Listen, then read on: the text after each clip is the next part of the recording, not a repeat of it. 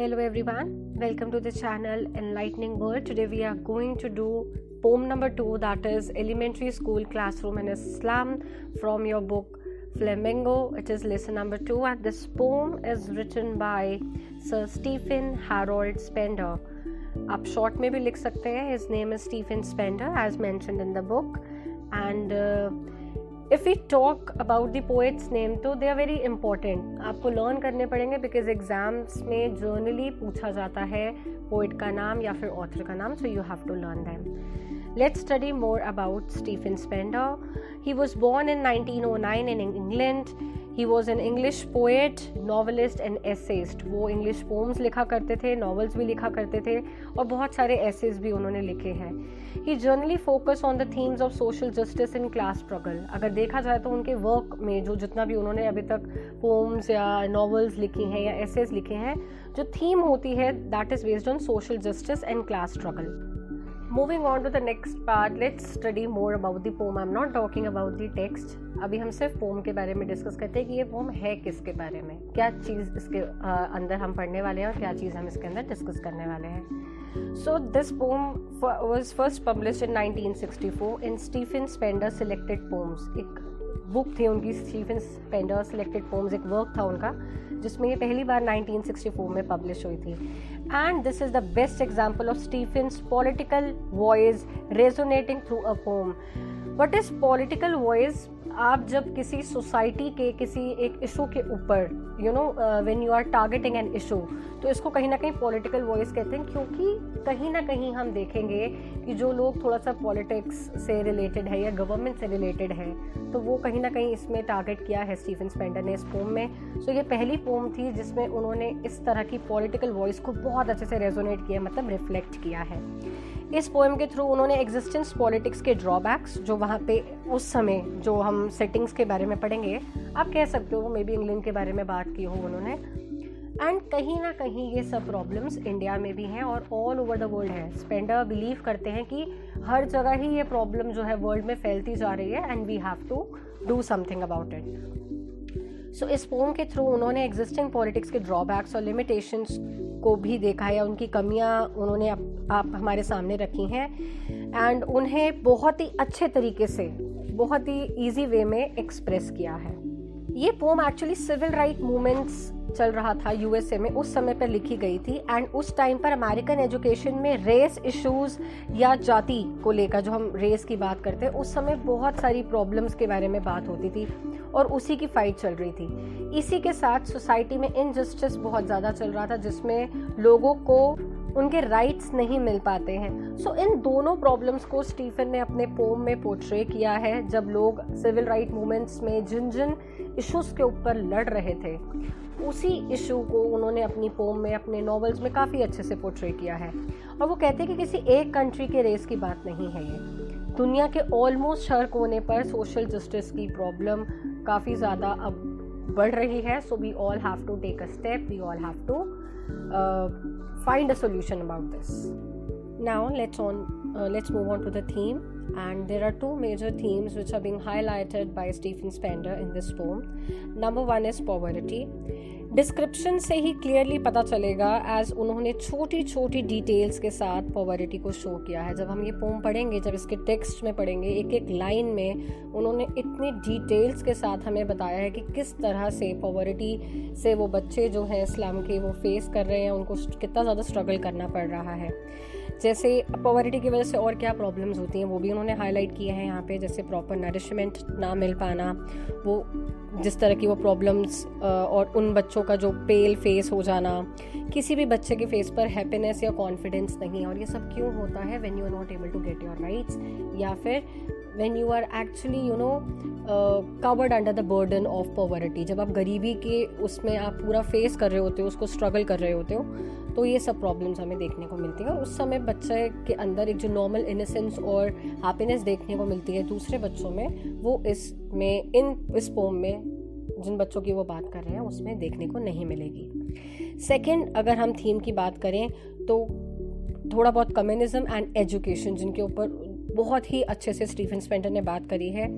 Communism क्या होता है? एक ऐसा सिस्टम और social organisation in which a property is owned by a community. एक कम्युनिटी इस पूरे एक प्रॉपर्टी के ऊपर, एक पूरे एरिया के ऊपर जो है वो राज करती है और उन्हीं के हिसाब से सब रूल्स एंड रेगुलेशन सेट होते हैं। जनरली यहाँ पर वो ये बात करें कि रिचर सोसाइटी बहुत ज़्यादा, जैसे मैंने आपको बताया कि क्लास स्ट्रगल के बारे में बात की थी, तो रिच सोसाइटी बहुत ज़्यादा डोमिनेंट है, इसीलिए वो यहाँ पर कम्युनिज्म को हाईलाइट कर रहे हैं। Rich class doesn't allow people of lower class to gain their rights और अपॉर्चुनिटीज़। ये बार बार मैसेज में बोलूँगी आपको कि ये लाइन आप कहीं पर भी आंसर्स में भी यूज़ कर सकते हो। This is the main gist of the poem, that rich class जो है they are not allowing the people of the lower class to grow और to gain their rights.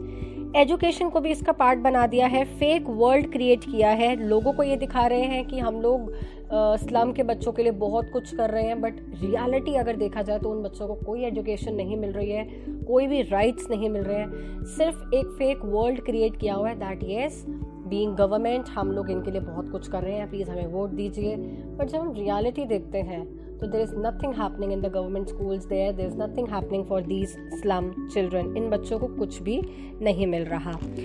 School की कंडीशन जो इन्होंने पोम में मेंशन करी है Stephen spindle में, उससे आपको डेफिनेटली पता चलेगा कि ये सिर्फ एक फेकनेस है जो दिखा रखा है, फेक प्रोमिसेस कर रखे हैं बच्चों के लिए, and there is nothing in real which is happening for these kids. इन बच्चों के लिए एक्चुअली में रियलिटी में कुछ भी नहीं हो रहा है। So this is all about the themes of the pome. Now let's move on to the explanation part.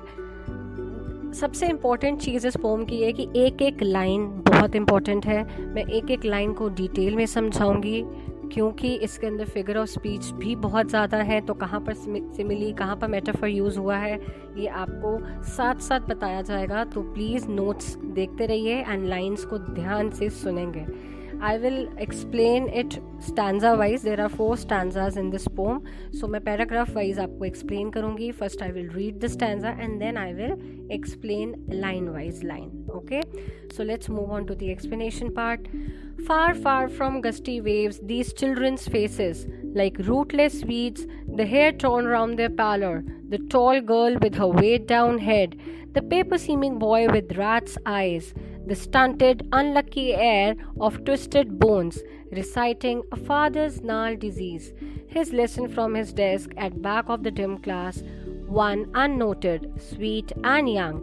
His eyes live in a dream of squirrel's game, in the tree room other than this. So this is the first paragraph. Let's move on to the explanation. Far, far from gusty waves. First, far, far repetition है। पहली बात तो यहाँ पे 2 words का जब आप repeat करते हो तो repetition figure of speech use हुआ है। एंड पोएट क्यों रिपीट कर रहे हैं इस वर्ड को? क्योंकि वो बताना चाहते हैं, इंटेंसिटी बढ़ाना हो ना, अगर पोम में आपको किसी चीज़ की ज़्यादा बड़ा चढ़ा कर कोई चीज़ दिखानी हो तो उसको रिपीट कर देते हैं जर्नली। तो यहाँ पर उन्होंने बोला है कि बहुत ही डिस्टेंस जो है, जब वो डिस्टेंस की बात करें वो काफ़ी दूर है, जिस प्लेस की वो बात करें it is far away. Gusty waves क्या होती हैं? They are the strong wind. अब जब तेज़ हवाएं चलती हैं तो उसका क्या सिंबल है यहाँ पे स्ट्रॉन्ग विंड्स का? That they are full of energy. एक तरह का जोश होता है, वैलर एक तरह का विगर होता है उनके अंदर, जोश होता है, एक एक्साइटमेंट कह सकते हो। विंड के अंदर पता चलती है कि एक जोश के साथ, एक स्पीड के साथ वो जो है वो ब्लो करती हैं। So basically far far from gusty waves, तो gusty waves these children faces, इनके अगर हम इन बच्चों के फेसेस की बात करें तो वो बिल्कुल भी गस्टी वेव्स की तरह नहीं है। गस्टी वेव्स का सिंबल क्या था? That they are rich in energy and excitement. बिल्कुल ऑपोजिट इनके फेसेस पे हैं कि इनके जो फेसेस हैं, these faces of children are far from being energetic as they should be. जैसे उनको एनर्जेटिक होना चाहिए बच्चों के फेस को, बच्चे हैं, खुशी होनी चाहिए उनके फेस पर, वो बिल्कुल भी नहीं है। अब यहाँ पे एक तरह से अगर हम देखा जाए तो बच्चों के फेस को कंपेयर किया है गस्टी विंड से। मेटाफर है, विदाउट लाइक और एज यूज किया करके आप कंपैरिजन दिखा रहे हो। Like rootless weeds. अब वीड्स क्या होते हैं? हमने 7th 8th में पढ़ा है साइंस में, that weeds are the unwanted plants जो हमारे मेन क्रॉप के साथ उग जाते हैं। इनका कोई आइडेंटिटी नहीं होती है, ये तो मेन प्लांट से अपना खाना लेते हैं और हम लोग उनको हटा देते हैं ताकि वो हमारे मेन प्लांट को तंग ना करें या मेन क्रॉप को तंग ना करें। तो पोएट बोल रहा है यहाँ पर ये बच्चे बिल्कुल रूटलेस वीड्स की तरह है, इनकी कोई आइडेंटिटी नहीं है। जैसे वीड्स जो है वो बिल्कुल सपोर्ट के बिना कहीं भी ग्रो कर जाते हैं, इसी तरह से ये लोग भी बिल्कुल विदाउट एनी सपोर्ट जो है वो अनवांटेड है। अनवांटेड मतलब इनका कोई वजूद नहीं है, कोई भी आइडेंटिटी नहीं है। इसी तरह ये बच्चे भी, मैंने जैसे आपको बताया, अनवांटेड है। देयर फेसेस आर पेल। पेल मतलब कोई ग्लो नहीं है इनके फेस पे। बेचारों के जो फेसेस हैं, दे लिखा हुआ आगे the hair torn round their pallor. Pallor का मतलब है यहाँ पे पेल फेसेस, और उसके ऊपर जो इनके हेयर है वो काफ़ी मेसी तरह से बिखरे हुए हैं। कह सकते हैं कि ये बच्चे प्रॉपर ड्रेस्ड अप नहीं है, कोई सेंस ऑफ स्टाइलिंग नहीं है इनके अंदर, because they are so poor कि इन चीज़ों को तो ध्यान देने का टाइम ही नहीं है। एक स्कूल जाते हैं तो आप ड्रेसअप होके जाते हो, अच्छे से स्मार्ट बन के जाते हो, तो ऐसा कुछ नहीं है। पेल से फेसेस है, कोई ब्राइटनेस नहीं है उनके फेस पर, एज इनकी कोई भी केयर करने वाला नहीं है। नाउ अब वो डिस्क्रिप्शन शुरू करते हैं, क्लासरूम के बच्चों को डिस्क्राइब कर रहे हैं यहाँ पे स्टीफन स्पेंडर, और देखिए कि उन्होंने कितने डिटेल से ये डिस्क्रिप्शन बताई है। The tall girl with the way down head. पहले इतना पार्ट समझेंगे। टॉल गर्ल के दो मीनिंग्स हो सकते हैं। एक तो हो सकता है टॉल इन हाइट की वो सारे बच्चों से काफ़ी ज़्यादा बड़ी है, या फिर हम ये भी बोल सकते हैं कि वो अपने एज से काफ़ी ज़्यादा बड़ी है। जो उसके एज के बच्चे हैं वो उस क्लास में नहीं है, उससे छोटे बच्चे हैं क्लास में, and she is the tall मतलब she is the eldest one in the class. तो ये भी हो सकता है कि उसने लेट स्कूल या लेट पढ़ाई शुरू की हो। वेट डाउन हेड, हर वेट डाउन हेड। अब वेट का मतलब होता है भार, बर्डन है उसके सर पर। हर हेड हैज बर्डनड। बर्डन किसका? बर्डन ऑफ पॉवर्टी, या फिर उसकी कंडीशन, जो कंडीशन है, जिस तरह की स्ट्रगल वो कर रही है, जिस तरह की प्रॉब्लम्स वो फेस कर रही है, उसके बर्डन की वजह से उसने अपना सर ऐसे, वो हेड डाउन पोजीशन में बैठी हुई है, अपना सर नीचे करके बैठी हुई है। और पोएट यहाँ पे उसको कह रहा है weighed down her head. That means उसका जो सर है वो काफ़ी बर्डन है। किन चीज़ों से बर्डन है? पॉवर्टी से बर्डन है। अब बात आती है the paper seeming boy with the rat's eye. Now यहाँ पर इस बॉय को, paper seeming boy, again it's a metaphor, because मैं एक बॉय को कंपेयर कर रही हूँ एक पेपर के साथ। तो यहाँ पर भी एक मेटाफर है। वो he is thin as paper, बिल्कुल पेपर की तरह एकदम पतला सा है, जैसे पेपर पतला होता है। एंड इसका क्या रीज़न हो सकता है कि वो बहुत ज़्यादा पतला है? That is maybe malnutrition. Malnutrition क्या होता है? जब आपको प्रॉपर न्यूट्रिशन नहीं मिलता तो आप कह सकते हो कि उसको प्रॉपर खाना नहीं मिल रहा है, इसकी वजह से वो काफ़ी ज़्यादा पतला है। Rats eye, now again a metaphor. उसकी जो आँखें उसको कंपेयर किया हुआ रैट्स की आई से। जैसे रैट की आइज़ क्या होता है? बिल्कुल जल्दी जल्दी इधर उधर देखती हैं, जिसको हम कहते हैं हिंदी में टुकुर टुकुर देखना। And those type of eyes, what is the meaning of these type of eyes? Means we want something, we want to grasp everything. अपने आसपास जो भी चीज़ें हैं उसको होल्ड करना चाहते हैं, उसको ग्रैस्प करना चाहते हैं। कहीं ना कहीं ग्रीडीनेस दिखाता है यहाँ पे। अब ये बच्चा ग्रीडी क्यों है? बिकॉज उसको खाना नहीं मिला है, तो वो इधर उधर खाना ढूंढ रहा है कि कोई भी मुझे कुछ खाने के लिए दे दे। वो इतना ज़्यादा डिस्टर्ब या बेचैन क्यों है, इतना ज़्यादा वरिड क्यों है, और वो बार बार उसकी आइज़ में वो जो एक तरह से रैट की तरह वो इधर उधर देख रहा है। तो वो इसीलिए है दैट अंदर से उसका मन है that he wants the food and he is in the search, constant searching कर रहा है, वो किसी कॉन्स्टेंट सर्च कर रहा है इधर से उधर। Next line is the stunted unlucky heir of twisted bones reciting a father's gnarled disease। अब इसका क्या मतलब है कि ये जिस बच्चे की अब बात कर रहे हैं वो फिजिकली डिसेबल्ड है, उसके लेग्स में कोई प्रॉब्लम है एंड उसकी जो बोन्स है वो ट्विस्टेड है। नाउ क्या रीज़न हो सकता है?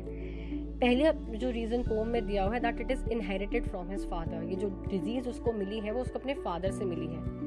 तो वो बोलते हैं, स्टीफन स्पेंडर यहाँ बोलना चाह रहे हैं कि उसके फादर उसको कुछ नहीं दे पाए लाइफ में, सिर्फ एक बीमारी की, जो उन्होंने दिया भी अगर अपने बच्चे को तो सिर्फ ये बीमारी।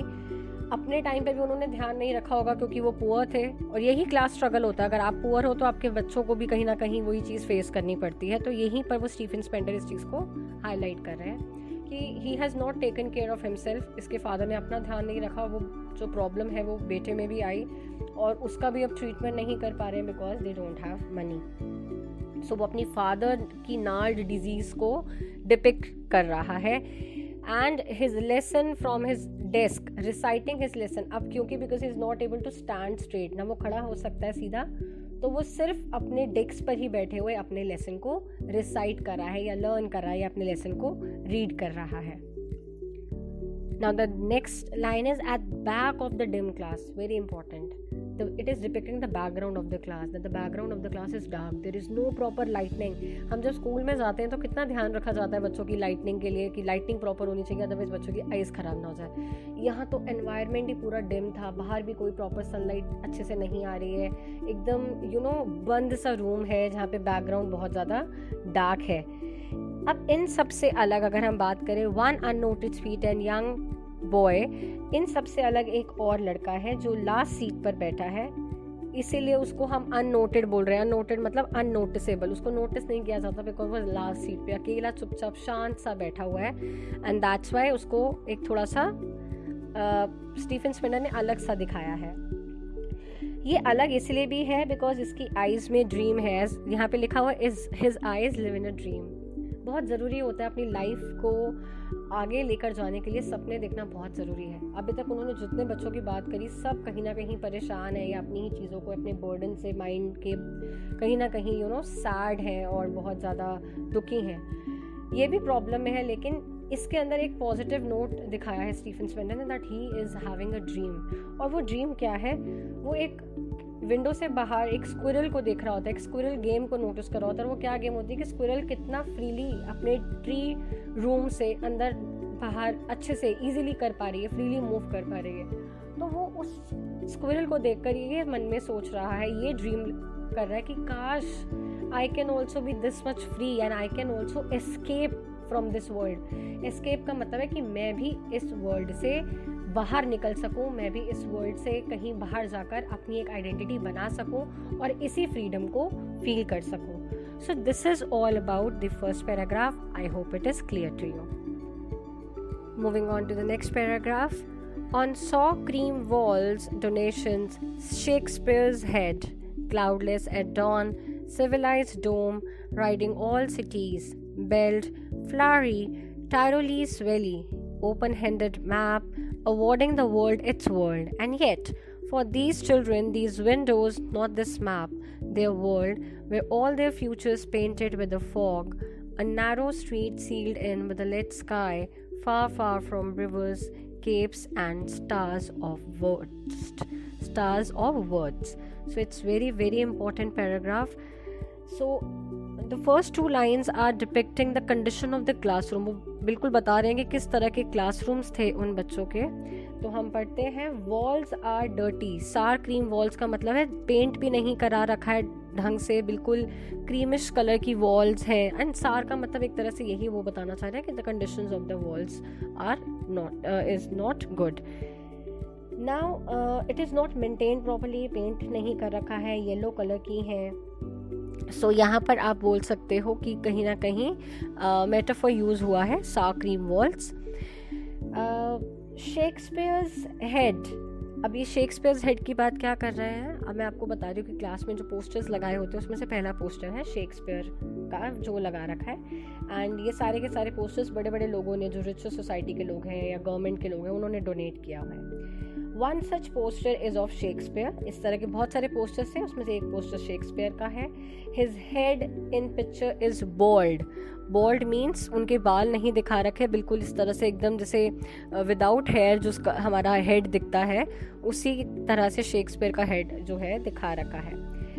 अब इनको राइजिंग सन से कंपेयर किया है, इनके हेड को, जो शेक्सपियर का हेड है उसको इन्होंने राइजिंग सन से भी कंपेयर किया है, जो मैं आपको कंपैरिजन आगे बताऊंगी। बेसिकली अगर मैं बात करूँ तो शेक्सपियर कितने एजुकेटेड थे, हमें पता है लिटरेचर में उनका कितना नाम है। एंड इसके लिए उनके हेड को सन से कंपेयर किया है। सन मतलब, सन को ना हम विजडम का सिंबल मानते हैं, नॉलेज का सिंबल मानते हैं। तो शेक्सपियर भी कितने नॉलेजेबल और कितना ज़्यादा उनके अंदर विजडम था, कितनी ज़्यादा इन्फॉर्मेशन थी उनके पास। तो दोनों को कंपेयर किया हुआ है कि जिस तरह से सन हर जगह पे अपना नॉलेज स्प्रेड करता रहता है, शेक्सपियर भी इसी तरह के थे। बट इसी सन के तरह, जैसे सन अपनी तरह से सब जगह अपनी लाइट को फैलाता है, इसी पिक्चर से भी बच्चे भी मोटिवेटेड फील करते हैं। बट यहाँ पर ये बच्चे कोई भी मोटिवेशन इस पिक्चर से फील नहीं कर रहे हैं। रीज़न क्या है, शेक्सपियर को symbol of culture, education and intelligence माना जाता है, बट इस पोस्टर का रियल मीनिंग इन बच्चों को नहीं बताया गया, और जब इन बच्चों को इस पोस्टर का रियल मीनिंग पता ही नहीं है तो जो मैंने आपको कंपैरिजन बताया कि शेक्सपियर और सन का जो कंपैरिजन था वो ये लोग समझ ही नहीं पाएंगे। Cloudless at dawn, civilised dome, riding all cities. अब इसके बारे में क्या बात करें, आगे के 2 पोस्टर्स के बारे में और बताया है कि एक पोस्टर है टायरोलीस वैली का। ओके, टायरोलीस वैली एक हिली एरिया को बोला गया है ऑस्ट्रेलिया के। बहुत ही सुंदर जगह है ये। क्यों सुंदर है? नेचर वाइज पूरे कलरफुल फ्लावर्स, प्लांट्स इतने सुंदर सुंदर है, वहाँ पे प्रॉपर सनलाइट आती है, बहुत अच्छे अच्छे चर्चेज हैं, काफ़ी प्रॉस्पेरिटी वाली जगह है, काफ़ी ग्रोथ वाली जगह है, डेवलप्ड एरिया है ये। बहुत ही नीट एंड क्लीन सराउंडिंग्स दिखाई गई हैं। अब ये एक सिंबल जो है लगा हुआ था, ये एक पोस्टर उन्होंने क्लास में लगा रखा था। दूसरा पिक्चर लगा रखा था उन्होंने वर्ल्ड मैप का। एक तो हो गया शेक्सपियर का, एक टायरोलिस वैली का हो गया, और एक हो गया हमारा वर्ल्ड मैप का। अब मैप इज अ मेटाफोर जिसे सोर्स ऑफ नॉलेज माना जाता है। ओपन हैंडेड मैप की मैं बात कर रही हूँ, तो मैप को यहाँ पर एक मेटाफोर है जिसे सोर्स ऑफ नॉलेज माना जाता है। Now awarding the world it's world, इसका मीनिंग क्या है कि दुनिया को एजुकेट करवाता है दुनिया के ही बारे में। आपको मैप से क्या पता चलता है? आप मैप जो कि दुनिया को डिपिक्ट कर रहा है और दुनिया के ही बारे में बता रहा है। तो अवॉर्डिंग इट्स वर्ल्ड का मतलब है ये इसके ऊपर पूरी दुनिया बनी है, मतलब पूरा वर्ल्ड की पिक्चर है, और ये ही लोगों को पूरी दुनिया के बारे में एजुकेट कर रहा है, बता रहा है। आपको मैप से ही पता चलता है ना देखकर कि कौन सी प्लेस कहाँ पर है। सो इस लाइन का मतलब ये है दैट ये मैप ही लोगों को अपने बारे में यानी कि इस वर्ल्ड के बारे में बता रहा है। अब ये अगर हम बात करें, जो मैंने आपको सन का कंपैरिजन बताया था वो क्लाउडलेस एट डॉन, यहाँ पे एक लाइन है सेकंड लाइन पे, उसका मीनिंग था। फिर उसके बाद मैंने आपको फ्लारी, टायरोलीस वैली के बारे में बताया। ये बेल्ड और फ्लारी ये सब टायरोलीस वैली के लिए यूज़ हुई हैं चीज़ें, कि इतनी सुंदर ब्यूटीफुल वैली है।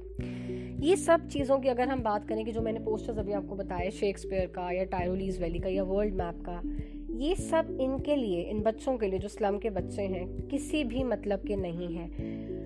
एज उनका रियल वर्ल्ड तो वही है जो विंडो से देखते हैं। यहाँ पर एक लाइन है, and yet for these children these windows not this map their world where all their futures painted with a fog. Now what is the meaning of this line? ये जो वर्ल्ड दिखा रहे हो मैप में या जो posters दिखा रहे हो, इनका कोई मतलब नहीं है, कोई एग्जिस्टेंस नहीं है इनकी लाइफ में। क्यों? बिकॉज इनको रियलिटी में तो आपको बच्चों को पता ही नहीं है कि ये चीज़ें रियल में भी एग्जिस्ट करती हैं। उनका वर्ल्ड जो सीमित है, जो लिमिटेड है, वो वहीं तक लिमिटेड है जो उनको विंडो से बाहर दिख रहा है। विंडो से बाहर उनको अपनी ही सराउंडिंग्स दिख रही है, इस्लाम एरिया दिख रहा है। तो उनका वर्ड्स यहाँ पर पोएट ये कहना चाह रहे हैं कि वहीं तक सीमित है। इन पोस्टर्स का उनके लिए कोई भी मतलब नहीं है। एज कभी हम उनको रियलिटी में लेकर ही नहीं गए हैं उस जगह पे, ना हमने उनको टायरोलीस वैली दिखाई है, ना कोई उनको पढ़ाने वाला है उस मैप के बारे में, और ना ही किसी ने उनको शेक्सपियर के बारे में बताया है। उनका फ्यूचर फॉग क्या होती है? धुंध। फॉग की तरह धुंधला है। धुंधला मतलब अनक्लियर है, कुछ भी क्लियर नहीं है, डिम है, डार्क है, बैकग्राउंड इतना ज़्यादा डार्क है और साथ में होपलेस है। कोई भी उम्मीद की किरण उनको दिखाई नहीं देती है। There is no hope that maybe their condition will improve. तो इन बच्चों को कोई भी होप नहीं है, वो होप खो चुके हैं। एंड ये जितना भी उनका फ्यूचर है यहाँ पे सबको वो अनसर्टेन नज़र आ रहा है, कुछ भी उसके अंदर पॉसिबिलिटी नज़र नहीं आ रही है। Next 2 lines is a narrow street sealed in with the lead sky. Narrow street again it's a metaphor. Narrow का मतलब होता है लिमिटेड, जब आप किसी चीज़ को ना लिमिट कर देते हो। लेड स्काई का मतलब क्या है? यहाँ पे ब्लैक एंड ड्राई, कोई कलर्स नहीं है, डार्क है बिल्कुल। वेदर भी ऐसा है कि सन भी नहीं निकलता, कोई ब्राइटनेस नहीं है। जैसे वहाँ पे उनके वेदर में कोई ब्राइटनेस नहीं है ना सन की, इस तरह से उनकी लाइफ भी काफ़ी ज़्यादा डार्क हो चुकी है। अब ये नैरो स्ट्रीट का मतलब क्या है? लिमिटेड ऑप्शंस है, जिसकी वजह से ये डार्क स्काई ही उनका रियल वर्ल्ड है। ब्यूटीफुल वर्ल्ड जो हम टायरोलीस वैली की बात कर रहे हैं उससे वो बहुत बहुत ज़्यादा दूर है। वर्ल्ड ऑफ अपॉर्चुनिटीज़ से वो बहुत ज़्यादा दूर है। नेचर के ट्रू ब्यूटी से भी वो बहुत ज़्यादा दूर है, क्योंकि उनको इस वर्ल्ड में ट्रैप कर लिया गया है और आगे बढ़ने ही नहीं दिया जा रहा।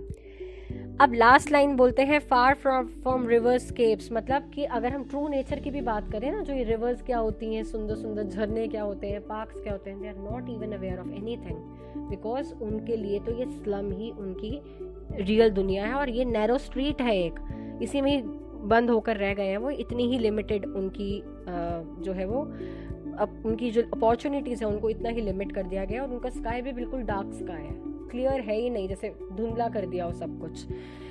And a star of words के बारे में क्या बात कर रखा है यहाँ पे कि स्टार्स जो है वो बहुत ज़्यादा ब्राइट होते हैं, ठीक है, अपनी लाइट से सबको कितना लाइटन करते हैं, सबको ब्राइटन अप करते हैं। स्टार्स की लाइट को उन्होंने लाइट ऑफ नॉलेज कहा गया है, यहाँ पर पोएट ने बोला है, और वह उससे भी बहुत दूर है। एक्चुअली क्या होता है कि मे बी यहाँ पे बहुत ज़्यादा फैक्ट्रीज हों स्लम्स में या कुछ इस तरह की चीज़ें हों जिससे जो क्लियर स्काई है वो भी विजिबल नहीं है, और जब आपको क्लियर स्काई विजिबल नहीं है तो स्टार्स भी नहीं दिखेंगे। मतलब कोई भी ब्यूटीफुल चीज़, चाहे वो नेचर की हो, चाहे एजुकेशन से रिलेटेड हो, कुछ भी, कुछ किसी चीज़ का भी एक्सेस उनके पास नहीं है, वो उन जानते ही नहीं है कि ये वर्ल्ड एग्जिस्ट भी करता है। सो दैट्स वाई जब वो स्टार्स ही नहीं है उनकी लाइफ में तो नॉलेज भी नहीं है, जिसकी स्टार्स की लाइट को यहाँ पे स्टार्स नॉलेज ऑफ लाइट कहा गया है। सो this is till now I have covered 2 stanzas. Rest 2 stanzas I will cover in my next part. Till then, you have to revise each and every line and you have to listen to this explanation carefully. I'll meet you in the next part. Stay tuned for the next video.